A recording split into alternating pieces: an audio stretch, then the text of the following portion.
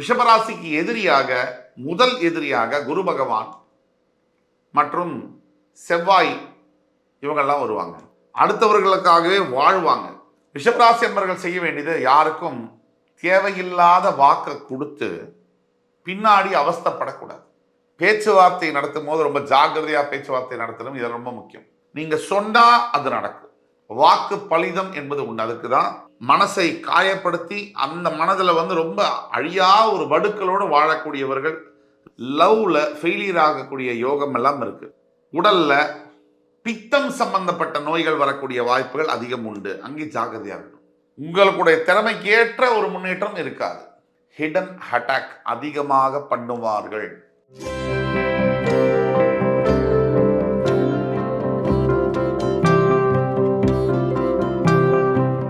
வணக்கம். வக்ரதுண்ட மகாகாய சூரிய கோடி சமப்பிரப ஹவிக்னம் குருமே தேவ சர்வகாரியேஷு சர்வதா. தென்னாட்டுடைய சிவனே போற்றி, என் நாட்டவர்க்கும் இறைவா போற்றி. நண்பர்களே, இந்த புத்தம்புதிய வீடியோவில் உங்கள் அத்துணை பேரையும் சந்திப்பதில் மிக்க மகிழ்ச்சி கொள்கிறேன். இன்னைக்கு நம்ம பார்க்க போகிறது பிறப்பு முதல் இறப்பு வரை அப்படிங்கிற சீரியஸ் எபிசோட்ஸ். 12 ராசிகளுக்கான பிறப்பு முதல் இறப்பு வரையிலான பலன்கள். ஒவ்வொரு ராசிக்கும் இன்ட்ரடக்ஷன் வீடியோ இந்த வீடியோவுக்கு முன்னாடி கொடுக்கப்பட்டிருக்கு. அதை நீங்கள் தயவு செய்து பார்க்கணும். ஒவ்வொரு ராசியினருக்கும் பிறந்ததுலேருந்து இறக்குற வரைக்கும் என்ன வாழ்க்கை, யாருக்கு எங்கே பிறக்கணும், எந்த கல்வி, எந்த தொழில் அமையணும், எந்த வேலை கிடைக்கணும், யாரை திருமணம் செய்யக்கூடிய யோகம், எப்படி திருமண வாழ்க்கை அமையும், புத்திர பாக்கியங்களை பற்றி, சொத்து, வாசல், வீடு, அதே மாதிரி சமுதாயத்தில் அந்தஸ்து, பெயர், புகழ், பதவிகள், இதையெல்லாம் தரக்கூடிய யோகங்கள் என்னென்ன இருக்கு, எது இல்லை, என்ன செய்தால் நல்லது அப்படிங்கிறத பற்றிலாம் இந்த வீடியோவில் நம்ம பார்க்க போகிறோம். அந்த வரிசையில் இன்னைக்கு பார்க்க போகிறது ரிஷபராசி, காலபுருஷனுடைய 2ஆம் வீடு என்று சொல்லக்கூடிய ரிஷபராசி. ரிஷபராசி சுக்கிர பகவானுடைய ஆட்சி வீடு. இங்கே 3 நட்சத்திரங்கள் வரும். கிருத்திகை, ரோகிணி, மிருகசீரிடம். கிருத்திகை நட்சத்திரம் 2ஆம் பாதம் முதல் மிருகசீரிடம் 2ஆம் பாதம் முடிய ரிஷபராசியில் அமையப்பெறும். 9 பாதங்கள் ஒவ்வொரு ராசிக்கும் 3 நட்சத்திரங்கள் 9 பாதங்கள் அமையப்பெறும். அந்த வகையில் கிருத்திகை 2, 3, 4 பாதங்கள், ரோகிணி முழு 4 பாதங்களும் 1, 2, 3, 4 பாதங்கள், மிருகசீரிடம் 1ஆம் பாதம் மற்றும் 2ஆம் பாதம் உடைப்பட்ட நட்சத்திரமாக வரக்கூடிய இடம்தான் ரிஷபம். ரிஷபராசியை பற்றி பல பேர் பல சோசியல் மீடியா வழித்தடங்களில் யூடியூப்ல பேசியிருக்காங்க. ஆனால் முக்கியமான விஷயம், இந்த வீடியோவானது ரிஷபராசி என்பவர்களுக்கு மாறுபட்ட கோணங்களில் இதுவரை இல்லாத தகவல்களோடு ஒரு பிரத்யேகமான ஒரு வீடியோ அப்படிங்கிறத பெருமையோடு சொல்லிக்கலாம். ரிஷபராசி என்பவர்களாகட்டும், எந்த ராசிக்காரர்களாகட்டும், சமீப காலங்களாக இந்த சமூக வலைதளங்களில் பார்த்தீங்கன்னு சொன்னால் வீடியோ பார்க்கும்போது கமெண்ட்ஸில் போடுவாங்க, ஜோதிடமே பொய் சொல்கிறாங்க, டுபாக்கூர் அப்படி இப்படிலாம் போடுவாங்க. நம்ம கேட்கக்கூடிய பல தடவை நம்ம வைக்கக்கூடிய குற்றச்சாட்டு என்ன அப்படின்னு பார்த்தீங்கன்னா, ஜோதிடம் அப்படிங்கிறது ஒரு விஞ்ஞானம். விஞ்ஞானத்தை புரிந்து கொள்ள முடியாதவர்கள், விஞ்ஞானத்தை தவறாக சொல்பவர்கள் மூலியமாக விஞ்ஞானமே பொய் அப்படின்னு நம்ம சொல்லிட முடியாது. இந்த ஜோதிட சாஸ்திரம் என்பது இன்னைக்கு நேற்றுக்கு உருவானதில்லை. பல ஆயிரக்கணக்கான ஆண்டுகளுக்கு முன்னாடி நம்மளுடைய முன்னோர்கள், சித்தர்கள், மகான்கள் நமக்காக கொடுத்த ஒரு வரப்பிரசாதம். அந்த வகையில் நம்ம தன்மையில் கிளியராக போட்டிருக்கோம். இது ரிஷபராசி. இந்த வீடியோ ஜோதிடத்தின் மீதோ ஆண்டவன் மீதோ நம்பிக்கை இல்லாத பல பேர் இந்த வீடியோக்குள்ளே வந்து பார்த்துட்டு இது நம்பிக்கை இல்லைன்னு சொல்கிறது எப்படி இருக்குன்னா, விளையாட்டாகவும் சிரிப்பாகவும் இருக்கு. கண்ணு தெரிஞ்சால் தான் வீடியோ பார்க்க முடியும்.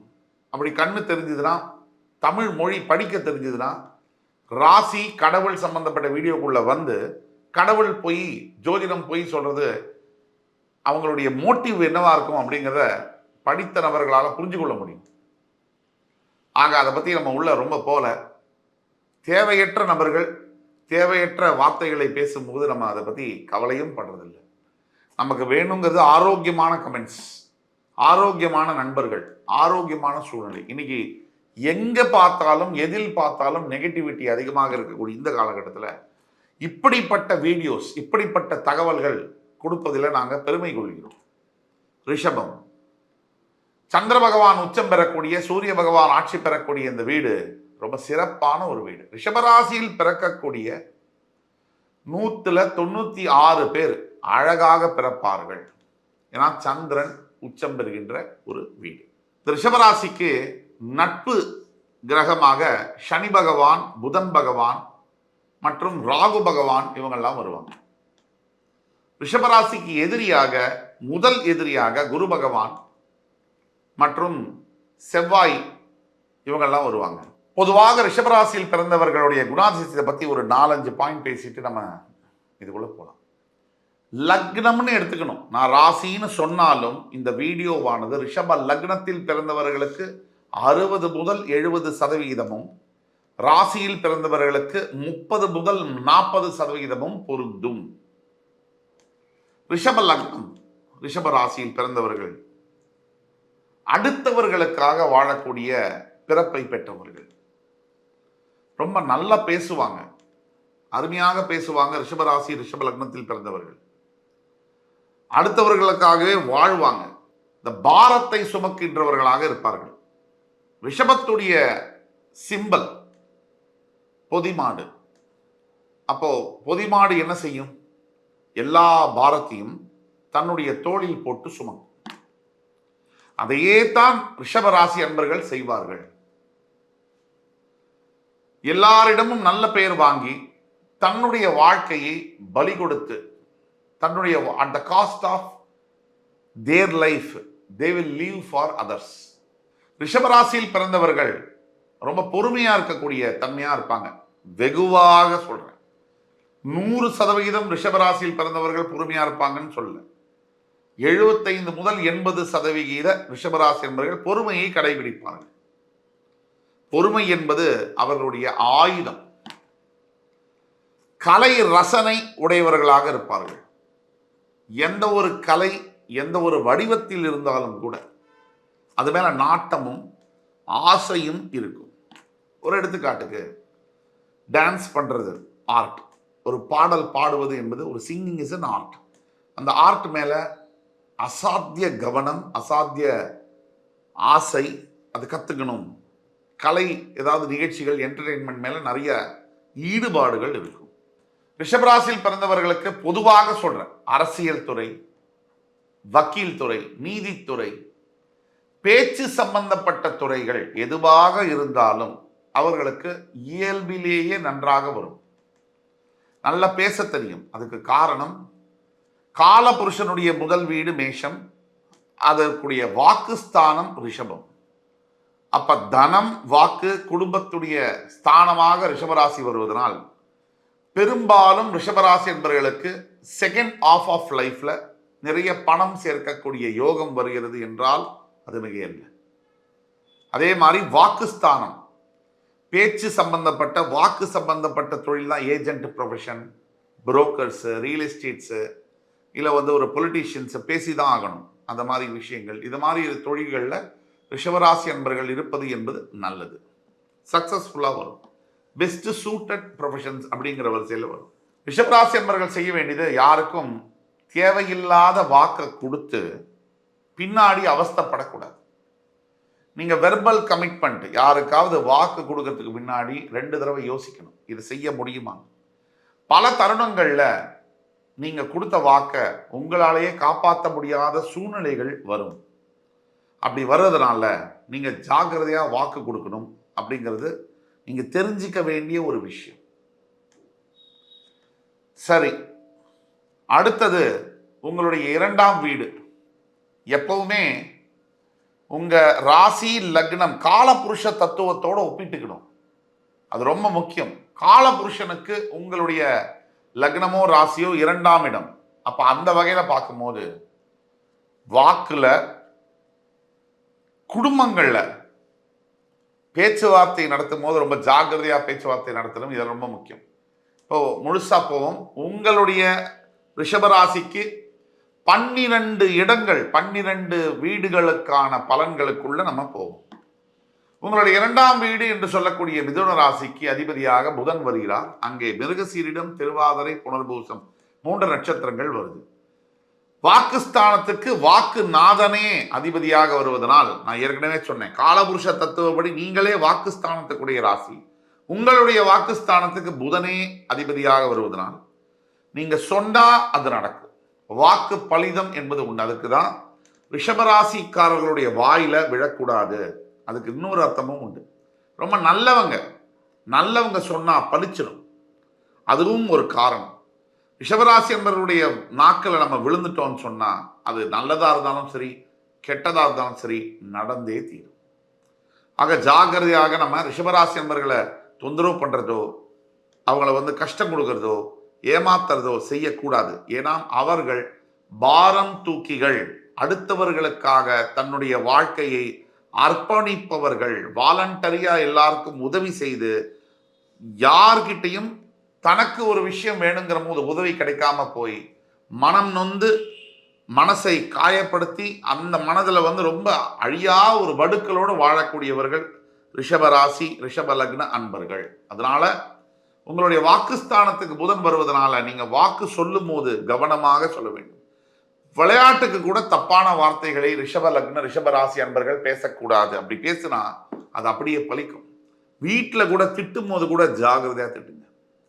நீ நாசமா போயிடுவ, நீ நல்லா இருக்க மாட்ட சொன்னா அப்படியே பழிச்சிடும். வாழறதே கொஞ்ச காலம். இதுல எதுக்கு ரொம்ப ஸ்ட்ரெஸ் எல்லாம்? இரண்டாம் இடத்திற்கு செவ்வாய் ராகு குருவுடைய பாதங்கள் நட்சத்திர பாதங்கள் வருவதனால, நீங்க சுக்கிர ராசிங்கிறதுனால, உங்களுக்கு இரண்டாம் இடத்துக்குடைய அதிபதி புதனாக வருவதனால பெரும்பாலும் வாக்கு சார்ந்த ப்ரொஃபஷன்ல இருக்கிறதும் கூட நல்லதுதான். ஆனா வார்த்தையை மட்டும் ஜாகிரதையா பார்த்துக்கணும். புதன் காலபுருஷனுக்கு 3ஆம் வீடு, ஆனா உங்களுக்கு 2ஆம் வீடுங்கிறதுனால வாக்கு சம்பந்தப்பட்ட தொழில்கள் மூலியமா தான் உங்களுக்கு சக்சஸ் வரும். ஏன்னா காலபுருஷனுக்கு 3ஆம் வீடு, உங்களுக்கு அது வாக்குஸ்தானம். நீங்க முயற்சிகள் எடுக்கும் போதே வாக்கு சம்பந்தப்பட்ட தொழில் எடுக்கும் போது ரொம்ப நல்லா வரும். அதை தவிர உங்களுடைய 3ஆம் வீடு என்று சொல்லக்கூடிய கடகராசிக்கு அதிபதியாக சந்திர பகவான் வருவார். அந்த கடகராசியில பார்த்தீங்கன்னு சொன்னா புனர்பூசம் பூசம் ஆயில்யம் குரு சனி புதனுடைய நட்சத்திரங்கள் பதியுது. இந்த 3ஆம் இடத்துக்கு சந்திரன் வருவதனாலேயோ என்னவோ நீங்க சுக்கிரன் ராசியினுடைய அதிபதிங்கிறதுனால பெரும்பாலும் ரிஷபராசியில் இருக்கக்கூடியவர்கள் ஒரு முறை அல்லது 2 முறை லவ்ல ஃபெயிலியர் ஆகக்கூடிய யோகம் எல்லாம் இருக்கு. ரிஷபராசியின் 3ஆம் இடத்துக்கு அதிபதியாக சந்திர பகவான் வருகிறார். அங்கே புனர்பூசம் பூசம் ஆயில்யம் நட்சத்திரங்கள் வருகிறது. குரு சனி புதனுடைய பாதங்கள் சந்திரனுடைய வீட்டில் சுக்கிரன் ராசியான உங்களுக்கு எப்படி வேலை செய்யும்? சுக்கிரன் சந்திரன் உங்களுடைய உபதயஸ்தானத்திற்கு 3ஆம் இடம், காலபுருஷனுக்கு அது 4ஆம் வீடு. மனைவி திருமணத்திற்கு பிறகு மனைவியின் சொத்து, மனைவி வீட்டில் வசதியான வீட்டில் பெண் எடுப்பது, வசதியான வீட்டில் மணமகன் கிடைப்பது போன்ற பாக்கியங்கள் அமைய பெற்றது ரிஷபராசி. சில வீடுகளில் மாறுபடலாம், தனிப்பட்ட ஜாதகத்தில் சில வீடுகளில் மாறுபடலாம். பொதுவாக திருமணத்திற்கு பிறகு இல்ல மனைவியின் மூலியமாக பொருளாதார யோகம் பெறக்கூடிய ராசி ரிஷபராசி. அதே சமயத்தில் சுக்கிரன் சந்திரன் தான் காதலுக்கு காரணம். சுக்கிரன் காமத்தை தூண்டுபவர், சந்திரன் மனசு, காதல் மனசு சம்பந்தப்பட்ட விஷயம். இவங்க சுக்கிர ராசிக்கு 3ஆம் இடம் சந்திரன் ஆட்சி பெறுவதனால், உபதயஸ்தானத்துக்கு வருவதனால் கடுமையான முயற்சி எடுத்தும் கூட அங்கே வரக்கூடிய நட்சத்திரங்கள் பார்த்தீங்கன்னு சொன்னா குரு சனி புதன் இவங்களுடைய நட்சத்திரங்கள் வருவதனால் இந்த புதன் நட்சத்திரம் ஆயில்ய நட்சத்திரத்தை தவிர பூச நட்சத்திரத்தில் பிறக்கக்கூடிய அவங்க உங்களுக்கு பார்ட்னரா வர சமயத்தில் இல்லை நீங்க காதலிக்கிறீங்க அப்படின்னா புனர்பூசம் 4ஆம் பாதம், பூசம் 1, 2, 3, 4 பாதங்கள் இதுல பிறந்தவங்களை நீங்க காதலிக்கிறீங்க, ஆணையோ பெண்ணையோ காதலிக்கிறீங்க அப்படின்னு சொன்னா அந்த காதல் நிறைவேறுவது என்பது கொஞ்சம் கடினமாக இருக்கும்.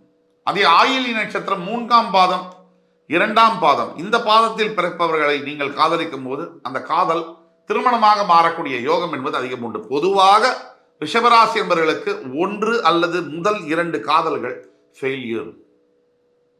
அதற்கப்புறம் தான் கல்யாணம்ங்கிறது பேச்சே வருது.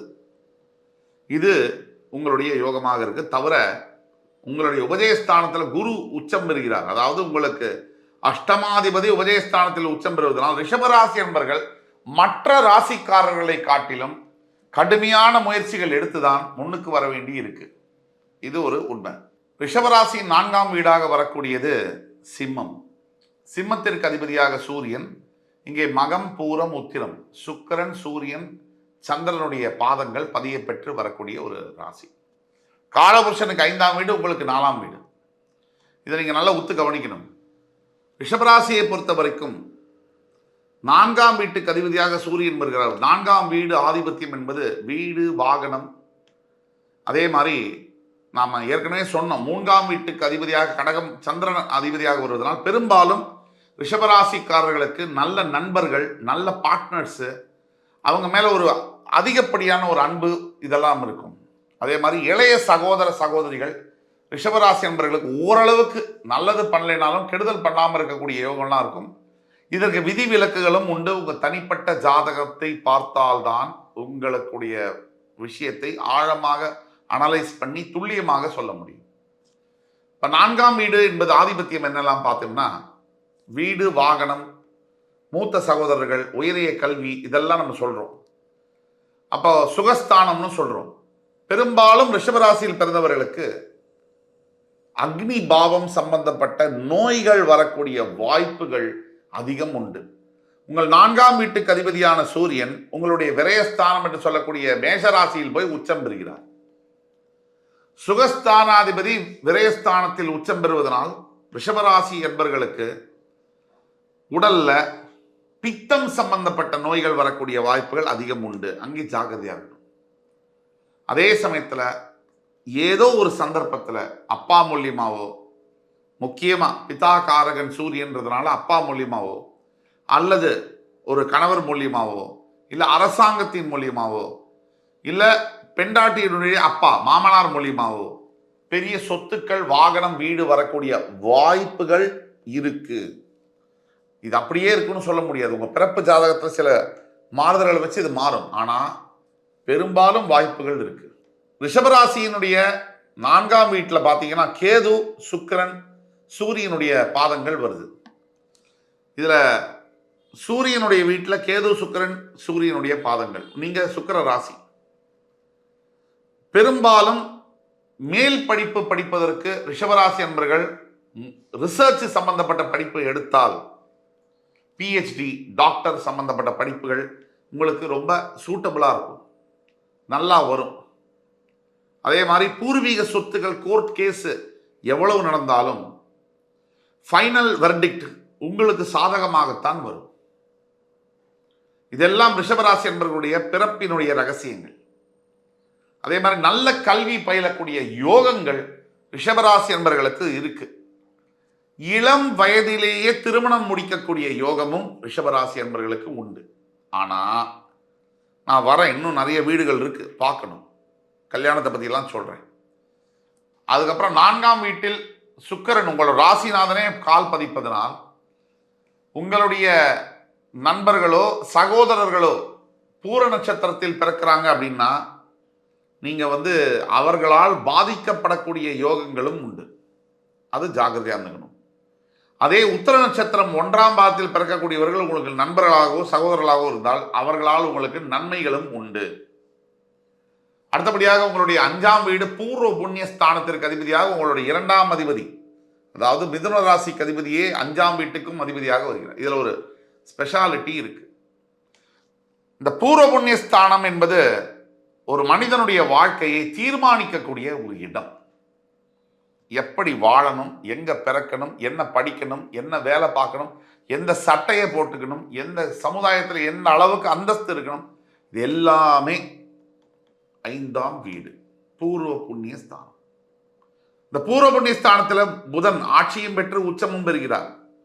இது ஒரு அன்யூஷுவலான ஒரு விஷயம். 2ஆம் அதிபதி உங்களுடைய தனஸ்தானாதிபதி காலபுருஷனுக்கு 6ஆம் வீடு. ஆனால் உங்களுக்கு அது 2க்கும் 5க்கும் உடைய வீடு. காலபுருஷனுக்கு 3க்கும் 6க்கும் வேணும். இப்போ காலபுருஷனுக்கு 6ஆம் வீடு உங்களுக்கு 5ஆம் வீடாக வருவது. அதனால நான் ஏற்கனவே சொன்னேன், வாக்கு சம்பந்தப்பட்ட பேச்சு தொழில் சம்பந்தப்பட்ட ப்ரொஃபஷனில் இருக்கும்போது வக்கீல்களாக, ஒரு நீதிபதிகளாக, அரசியல் தலைவர்களாக, ரியல் எஸ்டேட் துறையில் ஏஜென்சிஸ் வச்சிருக்கக்கூடியவர்களுக்கெல்லாம் நல்ல லாபம் கிடைக்கும். அதே மாதிரி ரிஷபராசியில் பிறந்தவர்கள் ஐடி துறையில் வேலை பார்த்தால் பெருமளவு உயர்வை பார்க்க முடியாது. அப்படியே சஸ்டைனபிலிட்டியாக இருக்கும். அந்த வேலையை காப்பாற்றிக்கிறதுலேயும் மும்முரமாக இருக்கும். உங்களுடைய திறமைக்கு ஏற்ற ஒரு முன்னேற்றம் இருக்காது. அதே மாதிரி 5ஆம் வீடு பூர்வ புண்ணிய ஸ்தானத்தில் புதன் ஒரே வீட்டில் ஆட்சியும் உச்சமும் பெறுவதனால் உங்களுக்கு பிறக்கக்கூடிய குழந்தைகளானவர்கள் ரிஷபராசியில் இருக்கக்கூடியவர்களுக்கு புத்திர பாக்கியம். 5ஆம் வீடு எது? புத்திரஸ்தானம், பூர்வ புண்ணியஸ்தானம். எல்லாமே ஒரு மனிதனுடைய வாழ்க்கையை தீர்மானிக்கக்கூடிய எல்லா விஷயங்களையும் கொடுக்கக்கூடியது. நல்ல நிம்மதியா இருப்பியா, சந்தோஷமா இருப்பியா? 5ஆம் வீடு. அந்த வீட்டில் புதன் ஆட்சியும் உச்சமும் பெறுவதனால் உங்களுக்கு ரொம்ப உற்ற கிரகம் புதன். அவர் ஒரே வீட்டில் ஆட்சி உச்சம் பெறக்கூடிய ஒரே கிரகம் அவர் தான். அதுவும் கன்னி ராசிங்கிறதுனால பிறக்கக்கூடிய குழந்தைகள் மிகப்பெரிய அறிவாளிகளாக, மிகப்பெரிய படிப்பாளர்களாக, கல்வியில் சிறந்தவர்களாக, ஸ்காலர்ஸாக, பெரிய புகழ் பெறக்கூடியவர்களாக பிறக்கக்கூடிய பாக்கியம் ரிஷபராசி என்பவர்களுக்கு உண்டு. உங்களுடைய குழந்தைகள் மிகப்பெரிய அளவில் பரிமளிப்பார்கள் தங்களுடைய வாழ்க்கை. அப்படின்னா என்ன அர்த்தம்? நீங்கள் வயோதிக காலத்தில் நல்லா இருக்க போறீங்க, நிம்மதியா இருக்க போறீங்க. நமக்கு செய்தாங்களோ இல்லையோ குழந்தைங்க, அவங்க நல்லா இருந்தா போருமே சார். அந்த அடிப்படையில் நீங்க உங்க ரிட்டையர்மெண்ட் லைஃப்ல ரொம்ப நிம்மதியாகவும் சந்தோஷமாகவும் இருக்க போறீங்க அப்படிங்கிறத சொல்றது தான் இந்த அர்த்தம். அது தவிர 5ஆம் இடம் புத்திர பாக்கியம், பூர்வ புண்ணியஸ்தானம், நல்ல ஒரு அந்தஸ்து சமுதாயத்தில் கிடைக்க பெறக்கூடிய யோகங்கள் பிறப்பிலேயே ரிஷபராசி என்பவர்களுக்கு கிடைக்கிறது என்பது உண்மை. அதற்கு அடுத்தபடியாக 6ஆம் வீடு என்று சொல்லக்கூடிய துலாம் ராசி. அங்கே பார்த்தீங்கன்னு சொன்னா, இப்ப கன்னி ராசியில பார்த்தீங்கன்னு சொன்னா உத்திரம், அஸ்தம், சித்திரை 3 நட்சத்திரங்கள் வருது. துலாம் ராசியில சித்திரை, சுவாதி, விசாகம். செவ்வாய், ராகு, குருவுடைய பாதங்கள் பதிய சுக்கிரனுடைய வீடு, உங்களுடைய ராசிநாதனுடைய இன்னொரு வீடு. உங்கள் ராசிநாதர் இன்னொரு வீடு 6ஆம் வீடு. ஆனால் காலபுருஷனுக்கு அது 7ஆம் வீடு அப்படிங்கிறதுனால பெரும்பாலான ரிஷபராசி என்பவர்களுக்கு வாழ்க்கை துணையானவர் உங்களை அவர்கள் எதிரியாகவே பாவிக்கக்கூடிய தன்மை என்பது இருக்கும். இப்ப ரிஷபராசியில் இருக்கக்கூடிய ஆண்களா நீங்கள், உங்க மனைவி உங்களை பெரும்பாலும் எதிரியாகவே பார்ப்பாங்க. அதே மாதிரி ரிஷபராசியில் இருக்கக்கூடிய பெண்களா நீங்கள், உங்கள் கணவன்மார்கள் உங்களை எதிரியாக பாவிக்கக்கூடிய யோகங்கள் வரக்கூடியது. இதுதான் முக்கியம். ஆனால் உங்களுக்கு 6ஆம் வீடு என்பது ருணரோகஸ்தானம். கடன், நோய், மறைமுக எதிரிகள், இதை குறிக்கக்கூடியது 6ஆம் இடம். இந்த கடன், நோய், மறைமுக எதிரிகள் உங்களுக்கே 6ஆம் வீடா வருவதனால் சில ரிஷபராசி அன்பர்களுக்கு ஏதோ ஒரு வகையில் பேங்க்ல ஹவுசிங் லோனோ, நல்ல லோன்ஸோ, கெட்ட லோன்ஸோ, குட் லோன்ஸோ, பேட் லோன்ஸோ, ஏதோ ஒன்று இருந்துகிட்டே இருக்கு. அந்த லோனை அடைச்சு வாழ்க்கை முழுக்க உழைச்சு லோனுக்கு தான் சம்பாதிக்கிறோம், நமக்கு சம்பாதிக்கல அப்படிங்கிற அமைப்பு ரிஷபராசி என்பவர்களுக்கு, பெரும்பாலான ரிஷபராசி என்பவர்களுக்கு அமையப்பெறுகிறது என்பது உண்மை. 6ஆம் வீட்டுக்கு அதிபதியாக உங்கள் ராசிநாதனே வருவதனால் மறைமுக நோய்கள், அதாவது தலைவலிக்குது என்னன்னே சொல்ல முடியாது, டாக்டர் கிட்ட போனால் ஒரு 6 மாதம் 1 வருஷம் ஆகும் அதை கண்டுபிடிக்கிறதுக்கே. அந்த மாதிரியான விஷயங்கள் வரக்கூடிய சான்சஸ் அதிகமாக இருக்கு. அதே மாதிரி மறைமுக எதிரிகள், ரிஷபராசியில் பிறந்த உங்களை யாருமே நேரடியாக எதிர்க்க மாட்டார்கள்ங்கிற உண்மையை தயவு கூர்ந்து நீங்க புரிஞ்சுக்கணும். உங்களை மறைமுகமாகத்தான் அட்டாக் பண்ணுவாங்க. நீங்க ரொம்ப நல்லவங்களாச்சே, எவ்வளவு அடிச்சாலும் தாங்குறீங்க இல்லையா, அதனால மறைமுகமாக தான் அட்டாக் பண்ணுவாங்க. அந்த மறைமுக அட்டாக் ஏன்னா யார் பண்ணுவாங்க அப்படின்னா, யாருக்கு நீங்க அதிகமா உதவி செய்றீங்களோ, யாருக்கு நீங்க ஓடி ஓடி உழைக்கிறீங்களோ, யாருடைய பாரத்தை முதுகுல போட்டு சுமக்கிறீங்களோ, அவங்க தான் ஒரு காலத்துல உங்களை அட்டாக் அதிகமா பண்ண போறாங்க. எஸ்பெஷலி வேலை செய்யக்கூடிய இடத்தில் இருப்பவர்கள் உங்களை பேக் ஸ்டாபிங், ஹிடன் அட்டாக் அதிகமாக பண்ணுவார்கள். அடுத்தபடியாக உங்களுடைய 7ஆம் வீடு என்று சொல்லக்கூடிய வீடு விருச்சிக ராசி. அங்க பாத்தீங்கன்னு சொன்னா விசாகம், அனுஷம், கேட்டை, குரு, சனி, புதனுடைய நட்சத்திரங்கள் பதிய செவ்வாயுடைய வீட்டு. நீங்க சுக்கிர ராசி, காலபுருஷனுக்கு அது 8, உங்களுக்கு அது 7. இப்பதான் நம்ம சொன்னோம். பல ரிஷபராசி என்பவர்களுக்கு வாழ்க்கை துணை அமையும், காதல் 2 காதல், ஒரு காதல் தோத்து போய் அதுக்கப்புறம் வாழ்க்கை துணை அமையும். ஆனால் ஒரு காலகட்டத்துக்கு பிறகு வாழ்க்கை துணையை எதிரியாக மாறக்கூடிய யோகம் ரிஷபராசி என்பவர்களுக்கு உண்டு. அந்த வகையில் உங்களுடைய 7ஆம் வீடு, உங்களுக்கு 7ஆம் வீடு, காலபுருஷனுக்கு 8ஆம் வீடு. அந்த அடிப்படையில் சில காரணங்களுக்காக ஒரு 10% ரிஷபராசி என்பவர்களுக்கு இந்த பார்ட்னர், லைஃப் பார்ட்னர், வாழ்க்கை துணையுடைய ஹெல்த்தை கவனமாக பார்த்துக்கணும். அதில் ப்ராப்ளம்ஸ் வரக்கூடிய வாய்ப்புகள் இருக்கு. அதை ஜாகிரதையாக பார்த்துக்கணும் அப்படிங்கிறது நம்ம ஆணித்தனமாக சொல்றோம். ஆக உங்களுடைய 7ஆம் வீட்டுக்கு அதிபதியாக செவ்வாய் பகவான் வருகிறார். அப்போ ரிஷபராசி அன்பர்களுக்கு பெரும்பாலும் 7ஆம் வீடுடைய ஆதிபத்தியங்கள் என்ன? தொழில், களத்திரம், இல்லை ஒரு வாழ்க்கை துணையை பற்றி சொல்லக்கூடியது, சில என்ன தொழில்கள் செய்வீங்க அப்படிங்கிறது சொல்லக்கூடியது. அது செவ்வாயுடைய வீடுங்கிறதுனால சில தடங்கல்கள் குடும்பத்தில் வரத்தான் செய்யும். எப்பவுமே நித்திய கண்டம், பூர்ண ஆயுசு ரிஷபராசியினுடைய தாம்பத்திய வாழ்க்கை. அடுத்தபடியாக உங்களுடைய 8ஆம் வீட்டிற்கு அதிபதியாக, தனுசு ராசிக்கு அதிபதியாக குரு பகவான் வருகிறார். அங்கே மூலம், பூராடம், உத்திராடம் 3 நட்சத்திரங்கள் வருகிறது. இந்த 8ஆம் வீடு எதுக்கெல்லாம் காரகத்துவம்? காலபுருஷனுக்கு அது பாக்கியம், ஆனால் உங்களுக்கு அது அஷ்டமஸ்தானம். 8ஆம் வீடு கடன் தொல்லை, ஆயுள், விபத்து, சிறைவாசம், திடீர் ஜாக்பாட்டு, ராஜயோகங்கள், வெளிநாடு தொடர்பு, இது எல்லாம் 8ஆம் வீடு. இது எல்லாத்தையும் சாரி டு சே ரிஷபராசி என்பவர்களுக்கு சில பிரச்சனைகள் வரலாம். உங்கள் தனிப்பட்ட ஜாதகத்தில் குரு கெட்டு போகணும். குரு கெட்டு போனால் உங்களுக்கு வாழ்க்கை சூப்பரா இருக்கும். உங்கள் தனிப்பட்ட ஜாதகத்தில் குரு வலுத்திருந்தாரே ஆனால் வாழ்க்கையில ட்ரபிள் வரும். ரிஷப ராசி அன்பர்களுக்கு குரு திசை வரக்கூடாது.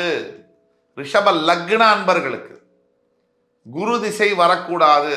அஷ்டமஸ்தானத்துக்கு அதிபதி குரு.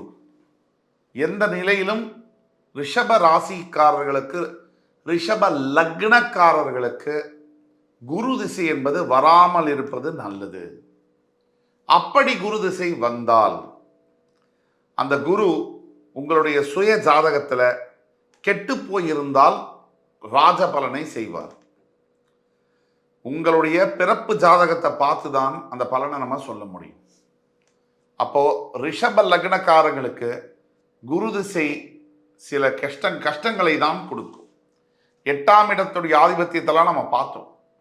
பொதுவாகவே உங்களுடைய பிறப்பு ஜாதகத்தில் ரிஷப லக்னம் உங்களுக்கு குரு வலுத்து இருக்கார், அவருடைய திசை வருது அப்படின்னா கடன் தொல்லைகள், உடல் ஆரோக்கியம் சம்பந்தப்பட்ட பிரச்சனைகள், சிறு சிறு விபத்துகள், சிறை தண்டனை, சட்ட சிக்கல்ல போய் மாட்டிக்கிறது, லீகல் ட்ராப்ல போய் மாட்டிக்கிறது, அதே மாதிரி இதெல்லாம் இருக்கும். இதுவே குரு வலுவிழந்து கெட்டவன் கெட்டிடில் கிட்டிடும் ராஜயோகம் அப்படிங்கிற அடிப்படையில் வந்தார்னா அப்போ அந்த குரு உங்களுக்கு வெளிநாட்டு சம்பந்தப்பட்ட தொடர்புகளை ஏற்படுத்தி தருவார். வெளிநாட்டில் கல்வி, திருமணம், வேலை வாய்ப்பு, வெளிநாட்டில் குடியுரிமை பெறக்கூடிய அந்த யோகங்களை எல்லாம் வாரி தருவார். அதே ராஜயோகங்களாக மாறும். திடீர் ஜாக்பாட், திடீர் திருப்பு முனை, இதெல்லாம் உங்களுக்கு இருக்கா? ரிஷப லக்ன ரிஷப ராசிக்கு இருக்காதான் பிறவி ஜாதகத்தை பார்த்தால் அதை பார்த்து டீப்பா அனலைஸ் பண்ணி தான் சொல்ல முடியும். எடுத்தது கவுத்தது மாதிரி நம்ம சொல்ல முடியாது. அதனால கீழே கொடுக்கப்பட்டுள்ள நம்பர்ல வாட்ஸ்அப்ல நீங்க எங்களை கனெக்ட் பண்ணீங்கன்னா நாங்கள் உங்களுக்கு தெளிவாக சொல்ல முடியும். சரி, அதற்கு அடுத்தபடியாக 9ஆம் வீடு என்று சொல்லக்கூடிய வீட்டிற்கு அதிபதியாக சனி பகவான் மகர ராசிக்கு அதிபதியாக வருகிறார். இங்கே உத்திராடம், திருவோணம், அவிட்டம், சூரிய சந்திர செவ்வாயுடைய நட்சத்திரங்கள் காலை பதிக்கின்றன. சனியுடைய வீடு காலபுருஷத்துக்கு 10ஆம் வீடு உங்களுக்கு பாக்யஸ்தானம். பல தடவை நம்ம ஐட்ரேட் பண்ணி சொல்லக்கூடியது, இந்த ரிஷப லக்னக்காரங்களுக்கு சனி யோகாதிபதி, ராஜ யோகங்களை தரக்கூடியவர் அடிப்படையில். ஆனால் என்ன இதில் சிரமம் அப்படின்னா, பிதா காரகனுடைய வீட்டில் சனி வருவதனால, பித்ரு ஸ்தானத்துக்கு அதிபதியாக சனி வருவதனால, பொதுவாக ரிஷப லக்னத்துக்காரங்களுக்கு சனி வலுத்திருந்தால் நேரடியாக உச்சமாகியோ ஆட்சியாகியோ இருந்தால் இந்த 9ஆம் வீடு ஆதிபத்தியங்கள், பாக்கியங்கள், கை கெட்டது வாய் கெட்டணும், தர்ம காரியங்கள், தர்மங்களை சேர்க்கக்கூடிய புண்ணியம் ஒரு மனிதனுக்கு ரொம்ப முக்கியம். 1, 5, 9 இந்த இடங்கள். அந்த அடிப்படையில் 9ஆம் இடம் தர்மம் செய்தவர்களுக்கு 9ஆம் இடம் வலுத்திருக்கும். தர்மம் தலை காக்கும் அப்படின்னு சொல்லுவாங்க. அந்த தர்ம பலன்களை அனுபவிக்க பாக்கியங்களை கொடுக்கக்கூடியது, அந்த பாக்கியங்கள் இருக்கான்னு சொல்லக்கூடியது 9ஆம் வீடு. அந்த 9ஆம் வீடு ரிஷபலக்ன ரிஷபராசிக்காரர்களுக்கு மகர ராசியாக வருவது. சூரிய சந்திர செவ்வாயினுடைய நட்சத்திர பாதங்கள் பொருந்தி இந்த வீட்டில் சனி பகவான் ஆட்சி பெறுவதனால பாக்யாதிபதி சனி, சுக்கிரனுக்கு சனி உற்ற நண்பர், உங்க ராசிநாதன் லக்னாதிபதிக்கு சனி உற்ற நண்பர். அந்த அடிப்படையில் சனி உங்களுக்கு நேரடியாக வலுத்திருந்தால் பிறவி ஜாதகத்தில் அவர் மிகப்பெரிய யோகங்களை செய்வார். எந்த மாதிரி யோகம் அப்படின்னா, சாதாரண வாழ்க்கையில தொடங்கி பெரிய செல்வந்தனாக, பணம் படைத்தவனாக, உலகத்தில் இருக்கக்கூடிய எல்லா சுகபோகங்களையும் அனுபவிக்கக்கூடிய அளவில் யோகங்களை வாரி வழங்குவார். ஆனால் அதில் ஒரு சின்ன நிஷ் ஸ்கில் இருக்கு. அதாவது என்னன்னா, அதில் ஒரு சின்ன ப்ராப்ளம் இருக்கு. அப்பாவை பிரித்திருக்க வேண்டும், அப்பாவோட தள்ளி இருக்கணும், இல்லை அப்பாவே இல்லாமல் இருக்கணும். ஏன்னா இது பித்ரு ஸ்தானம், உங்களுக்கு அங்கே சனி வராரு, ஆட்சி பெறுகிறார். அப்போ உங்கள் சுய ஜாதகத்தில் சூரியன் வலு இழந்திருந்தால் தந்தையுடன் நல்ல உறவு இருக்கும்.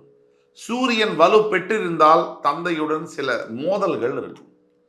சூரியன் வலு பெற்றார்னா என்ன அர்த்தம்? சிம்மத்திலேயோ மேஷத்திலேயோ சூரியன் இருந்தார்னா உங்களுக்கு தந்தையுடன் விரோத போக்கு இருக்கும். அதே சூரியன் 6ல் நீச்சமாயிருந்தார் அப்படின்னா அவரை விட்டு கொஞ்சம் பிரிந்திருந்தாலும் கொஞ்சம் நல்ல உறவுகள் இருக்கக்கூடிய வாய்ப்புகள் இருக்கும். சூரியன் எப்படி இருந்தாலும் சுபகிரக தொடர்போடு இருக்கும்போது மட்டும்தான் உங்களுக்கு அப்பாவினுடைய அருள், ஆசி, அரவணைப்பு, ஆதரவு இதெல்லாம் கிடைக்கும். பொதுவாகவே உங்களுக்கு 9ஆம் வீட்டுக்கு சனி வர்றதுனால சனி கிள்ளி கொடுப்பவர் அல்ல, அள்ளி கொடுப்பவர். அப்ப ரிஷப லக்ன ரிஷப ராசியில் பிறந்தவர்களுக்கு சனி திசை வரும் பொழுதோ அல்லது சனியுடைய புத்தி வரும் பொழுதோ அவர் மிகப்பெரிய நல்ல பலன்களை செய்கிறார். இது உண்மை. இதே சனி பகவான் தான் உங்களுடைய அடுத்த வீடு என்று சொல்லக்கூடிய கும்பராசிக்கு அதிபதியாக வருகிறார். காலபுருஷனுக்கு 11ஆம் வீடு, உங்களுக்கு 10ஆம் வீடு. அவிட்டம், சதயம், பூரட்டாதி 3 நட்சத்திரங்கள் பொருந்திய வீடு. இந்த வீட்டிற்கும் சனி பகவான் அதிபதியாக வருவதனால் நிறைய பொருள் சம்பாதிக்கக்கூடிய யோகம், வேற யாரோ சம்பாதிச்சா கூட அதை அனுபவிக்கக்கூடிய யோகமும் ரிஷபத்திற்கு உண்டு. காலம் கடந்த பிறகு மிகப்பெரிய அளவில் ஞானத்தையும் போகத்தையும் அனுபவிக்கக்கூடிய யோகம் அப்படிங்கிறது கொஞ்சம் வருத்தம் தரக்கூடிய விஷயமாக இருந்தாலும், எந்த வகையில் பார்த்தாலும் கூட உங்களுடைய வாழ்க்கையில ஒரு அளவுல நீங்க மிகப்பெரிய யோகங்களை, சாதனைகளை ஒரு 45 வயதுக்கு மேல ரிஷப லக்ன ரிஷப ராசி என்பர்கள் பெரிய சாதனைகளை படைக்கிறீங்க. சாதனைகளை படைக்க அவர்கள் யோகத்தை பிறவிலேயே பெறுகிறீர்கள். அதுதான், அதாவது ரிஷப லக்னத்துக்கு ரிஷப ராசிக்கு லாபஸ்தானத்துக்கும் கர்மஸ்தானத்துக்கும் அதிபதியாக, அதாவது எழுப்பினீங்க, ரிஷப லக்னத்துக்கு ரிஷப ராசிக்கு தர்மஸ்தானத்துக்கும் கர்மஸ்தானத்துக்கும் அதிபதியாக சனியே வருவதனால் அவர் பல விஷயங்கள்ல உங்களுக்கு ஆன்மீக பவர், அதாவது ஸ்பிரிச்சுவல் பவரை உங்களுடைய ஜனனம் வரும்போதே கொடுக்குறார். தெய்வ பலம் அதிகமாக இருக்கும். தெய்வ பலம் அதிகமாக இருக்குன்னா என்ன அர்த்தம்? எல்லாருக்குமே பிரச்சனை வரும், எல்லா ராசிக்காரர்களுக்கும் பிரச்சனை வரும். ஒரு சில ராசிக்காரர்கள் மட்டும்தான் அதை உணர முடியும். இல்லை, இந்த பிரச்சனையில நான் காலியாக இருப்பேன், ஆனால் நான் நிற்கிறேன் அப்படின்னா அதுக்கு கடவுள் கண்டிப்பாக எனக்கு நான் உணர முடியுது, கடவுள் என்னை காப்பாற்றியிருக்காரு, நான் உணர முடியுது. அந்த உணர்வு உங்களுக்கு பல தடவை உங்கள் வாழ்க்கையில் தெய்வம் உங்களை காப்பாற்றியிருப்பார் கடைசி நிமிஷத்தில். அது ஒன்று. அடுத்தபடியாக 11ஆம் வீடு என்று சொல்லக்கூடிய, அதாவது மீனராசிக்கு அதிபதியாக குரு பகவான் வருகிறார். லாபஸ்தானம். காலபுருஷனுக்கு அது 12ஆம் வீடு. காலபுருஷனுக்கு 12ஆம் வீடு, உங்களுக்கு 11ஆம் வீடு. குரு பகவான் அதிபதி, அஷ்டமாதிபதி, லாபஸ்தானத்திற்கு அதிபதி. அங்க பூரட்டாதி உத்திரட்டாதி ரேவதி, அதாவது சனி, அதாவது குரு சனி புதனுடைய நட்சத்திரங்கள் பதிய உங்களுடைய 11ஆம் வீடு லாபஸ்தானம். இதுல என்ன கேட்ச் அப்படின்னா, அஷ்டமாதிபதி லாபஸ்தானத்துல வர்றதுனால வேலை செய்யக்கூடிய, நீங்க வேலை செஞ்சாலும் சரி, பிசினஸ் செஞ்சாலும் சரி, தொடர்ச்சியா வரக்கூடிய வருமானத்துல ஏத்த இறக்கங்கள் அதிகமாக இருக்கும். ஏன்னா அஷ்டமாதிபதி உங்களுக்கு லாபஸ்தானம், லாபம்னா வருமானம் வரக்கூடிய இடம். அதற்கு வர்றதுனால என்ன இடத்துல நீங்க தொழில் பண்ணாலும், எந்த வேலையை செய்தாலும் அந்த இடத்துல உங்களுக்கு ஏத்த இறக்கங்கள், வருமானம் வந்து ஒரே சீரா இருக்காது. அதே மாதிரி பேக் ஸ்டாப்பிங் சொல்லக்கூடிய, வேலை செய்யக்கூடிய இடத்துல நிறைய பேர் உங்களை வந்து நோண்டுறது, உங்களை வந்து வம்பு இழுக்கிறது, உங்கள் மூலிமா ஆதாயம் பெற்றுக்கிட்டு உங்களையே வந்து ஏளனமாக பேசுறது, இதெல்லாம் இருக்கும். ஹியூமிலியேஷன்லாம் இருக்கும். இதை நீங்கள் பொறுத்து தான் போக வேண்டும். இதுக்கான தீர்வுகள் வேற வீடியோவில் பரிகாரம் அப்படிங்கிற தலைப்பில் 12 ராசிகளுக்கும் நாம் பேசுவோம். இப்போ இந்த 11ஆம் இடம் உங்களுக்கு குருவுடைய ஆதிக்கத்தில் வருது. அங்கே வந்து நல்லா கவனிச்சிங்கன்னா குரு சனி புதன் இவங்களுடைய நட்சத்திரங்கள் வருது. இதில் சனியுடைய நட்சத்திரங்களில் உத்திரட்டாதி நட்சத்திரங்களில் பிறக்கக்கூடியவர்களுக்கு, அதாவது உத்திரட்டாதி நட்சத்திரங்களை பிறக்கக்கூடியவர்களோ நீங்கள் நண்பர்களாகவோ இல்லை வேலை பார்க்குற இடத்துல உங்களுடைய அதிகாரிகளாகவோ பெற்றீர்கள் என்றால் அவர்கள் உங்களுடன் நல்ல உறவில் இருப்பார். அதே நேரத்தில் பூரட்டாதி நட்சத்திர சாரத்தில் நீங்கள் யாராவது நண்பர்களோ இல்லை வேலை செய்யக்கூடிய இடத்துல கொலீக்ஸோ இருந்தால் உங்களுக்கு கண்டிப்பாக ஒரு நாள் கண்டிப்பாக பிரச்சனையை தருவார்கள். அதற்கு அடுத்தபடியாக 12ஆம் வீடு, 7ஆம் வீட்டுக்கு அதிபதி, அதாவது விருச்சிகத்துக்கு அதிபதியே 12ஆம் வீடு மேஷத்திற்கும் அதிபதியாக வருகிறார். அஸ்வினி பரணி கிருத்திகை கேது சுக்கிரன் சூரியனுடைய நட்சத்திர பாதங்கள் பதிய விரயஸ்தானத்துக்கு வரக்கூடிய அதிபதி களத்திராதிபதியே வருவதனால் பெரும்பாலான ரிஷபராசி ரிஷப லக்ன அன்பர்களுக்கு வாழ்க்கை துணையினால நிறைய விரயங்கள் ஏற்படக்கூடிய வாய்ப்புகள் உண்டு. விரயம்னா காசாக இருக்கலாம், ஹெல்த்தாக இருக்கலாம், சந்தோஷமாக இருக்கலாம். இது காலத்தின் விதி. இது வந்து பிறப்புடைய ரகசியம். ஆனால் இதையெல்லாம் மாற்ற முடியும். எல்லா ஜாதகக்காரருக்கும் அல்ல. உங்களுடைய பிறப்பு ஜாதகத்தில் மாற்றங்கள் இருந்தால் இது மாறும். அப்போ 12ஆம் வீடு தாம்பத்தியத்தை குறிக்கக்கூடிய இடம். அந்த இடத்துல செவ்வாய் மூல திரிகோண ஸ்தானம் அடைவதனால ரிஷப லக்னக்காரங்களுக்கு, ரிஷப ராசிக்காரங்களுக்கு பொதுவாகவே எதிர இருக்கக்கூடிய பார்ட்னர் கொஞ்சம் அவங்களுடைய செக்ஷுவல் எக்ஸ்பெக்டேஷன் என்பது அதிகமாக இருக்கும். உங்களுடைய வாழ்க்கை துணை கிட்டேருந்து உங்கள்கிட்டேருந்து இந்த உடல் உறவு சார்ந்த விஷயங்கள் அதிகமான எதிர்பார்ப்புகள் இருக்கும். இதை நீங்கள் உணரணும். ரைட். இப்போ ரிஷப லக்ன ரிஷப ராசிக்காரர்களுக்கு 12 வீடுகளுக்கான பிறப்பு முதல் இறப்பு வரை, பிறப்புலேருந்து யாருக்கு பிறக்கணுங்கிற யோகம் எப்படி இருக்கணும், கல்வி சார்ந்த விஷயங்கள், திருமணம், வேலை வாய்ப்புகள், திருமணம், புத்திர பாக்கியங்கள் அண்டு சமுதாய அந்தஸ்து, வீடு வாகன யோகங்கள், முதியவர் ஒரு வாழ்க்கையில் நீங்கள் வந்து சீனியர் சிட்டிசனாக இருக்கீங்கன்னு சொன்னாலும் என்ன மாதிரியான வாழ்க்கை பிரச்சனைகள் வரக்கூடும் அப்படின்னா, முக்கியமாக ரிஷப லக்ன ரிஷபராசிக்காரர்களுக்கு வயதான போது எல்லோருக்கும் உடல்ல பிரச்சனை வரும். ஆனால் ரிஷப லக்ன ரிஷபராசிக்காரர்களுக்கு கொஞ்சம் அதிகமாக படுத்தலாம், கொஞ்சம் அதிகமான உடல் ஆரோக்கியம் சம்பந்தப்பட்ட பிரச்சனைகளை கொடுக்கலாம். நீங்கள் ரொம்ப கவனமாக இருக்கணும். ஏதாவது உடம்பு சரியில்லைன்னா உடனடியாக மருத்துவ பரிசோதனை, மருத்துவரை கன்சல்ட் பண்ணுறதுங்கிறது உச்சிதமானது. எப்படி இருந்தாலும் ஒரு உங்கள் பசங்கள்லாம் பிறந்து வளர்ந்து நீங்கள் வந்து ஒரு 60, 65 வயசு 70 வயசு இருக்கீங்க, உங்கள் பேரன் பேத்திலாம் இருக்காங்கன்னு சொன்னால் நிச்சயமாக நிம்மதியான வாழ்க்கை, உடல் ஆரோக்கியத்தை மட்டும் நீங்கள் பார்த்துக்கிட்டீங்கன்னா மிச்சதெல்லாம் நிம்மதியான வாழ்க்கை அமைய அந்த ஆண்டவன் உங்களுக்கு ஆணையிட்டிருக்கிறார். இது உங்களுடைய பிறப்புடைய ரகசியம். ஆக பிறப்பு முதல் இறப்பு வரை என்கின்ற சீரியஸ் எபிசோட்ஸில் இன்னைக்கு ரிஷபராசியை பற்றி விரிவாக பார்த்தோம். மறுபடி அடுத்து வரும் காணொலியில் என் உயிரினும் மேலான ரிஷபராசி என்பர்களை மறுபடி சந்திக்கும் வரை உங்களிடமிருந்து விடைபெறுவது உங்கள் சுபாஷ் பாலகிருஷ்ணன். நன்றி, வணக்கம், வாழ்க வளமுடன்.